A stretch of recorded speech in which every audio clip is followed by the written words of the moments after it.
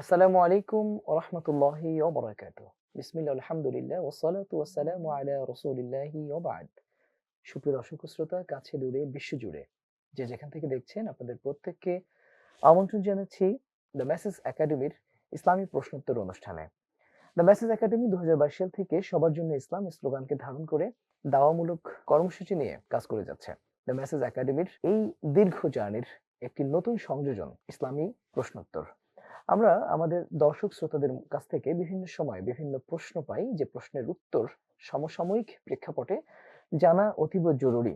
সেই প্রশ্নগুলোর উত্তর আমরা আমাদের দর্শক এবং শ্রোতাদের উদ্দেশ্যে পবিত্র কোরআন এবং সুন্নাহর আলোকে আমরা জানানোর চেষ্টা করছি। এরই অংশ হিসেবে আমরা যে প্রশ্নগুলো পেয়েছি তার মধ্য থেকে আমরা বাছাইকৃত কিছু প্রশ্ন নিয়ে আজ এই প্রোগ্রামটি করছি।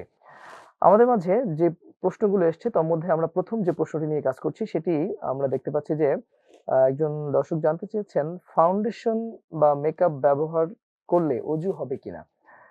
জি, সম্মানিত দর্শক শ্রোতা যারা এই প্রশ্নটি করেছেন কিংবা আমাদের যে সকল মা এবং বোনেরা ফাউন্ডেশন ও মেকআপ ব্যবহার করেন তাদের উদ্দেশ্যে আমরা বলছি, অজুর ক্ষেত্রে পবিত্র কোরআনুল কারীমের মূলনীতি হচ্ছে ইয়া আইয়ুহাল্লাযীনা আমানু ইযা কুমতুম ইলাস সালাতি ফাগসিলু ওজুহাকুম ওয়া আইদিয়াকুম ইলাল মারাফিক। অর্থাৎ যখন আমরা সালাতের উদ্দেশ্যে আমরা প্রস্তুতি গ্রহণ করব তখন আমাদের ফার্স্ট ডিউটি হচ্ছে আমাদের মুখমণ্ডল ধৌত করা, আমাদের হাত ধৌত করা, আমাদের মাথা মাসাজ করা এবং আমাদের পা ধৌত করা।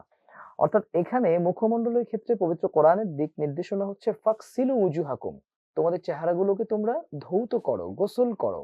গোসল, এটিকে যদি আমরা একটু জানার চেষ্টা করি যে গোসল বলতে আসলে গোসল কাকে বলে, তো তাহলে আমরা দেখব যে গোসল বলা হচ্ছে ইফাদাতুল মা'i তাহুর আলা জামি'িল বাদান আলা ওয়াজহিন মাখসুস, ইসালুল মা'i লি জামি'িল জাসাদি বিনিয়্যাতি ইস্তিবাহাতি সলাতি মা'আদ দালাক। অর্থাৎ হোল বডিতে, পুরো শরীরে পানি পৌঁছানো। অর্থাৎ এখানে যেটি গুরুত্বপূর্ণ সেটি হচ্ছে পানি পৌঁছানো। এখন আমার মেকআপ এবং আমার ফাউন্ডেশন এটি যদি পানি পৌঁছানোর ক্ষেত্রে কোনো প্রতিবন্ধকতা তৈরি না করে তাহলে এটি অবশ্যই বৈধ হবে। আর যদি পানি পৌঁছানোর ক্ষেত্রে প্রতিবন্ধকতা তৈরি করে তাহলে কিন্তু এটি বৈধ হবে না। তো সুতরাং আশা করি আমাদের আজকের এই আ প্রশ্নটি আপনাদের অনেক বেশি কাজে লাগবে বা আমাদের এই প্রশ্নোত্তরটি এটি ভালো লাগলে অবশ্যই ছড়িয়ে দিবেন। আপনাদের সকলের সুস্বাস্থ্য কামনা করে আমরা আজকের মতো শেষ করছি। আসসালামু আলাইকুম ওয়া রাহমাতুল্লাহ।